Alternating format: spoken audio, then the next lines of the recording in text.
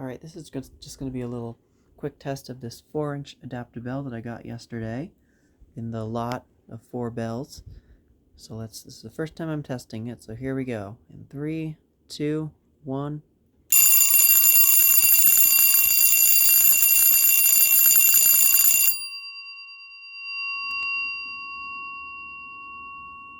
Still works really good.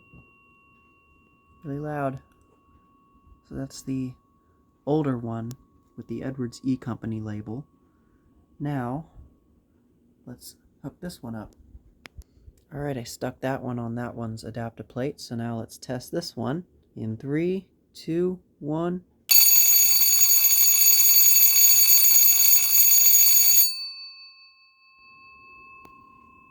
Still sounds good. And unfortunately, the label-less one, Striker, is missing, so I'm going to have to find a replacement one for that one.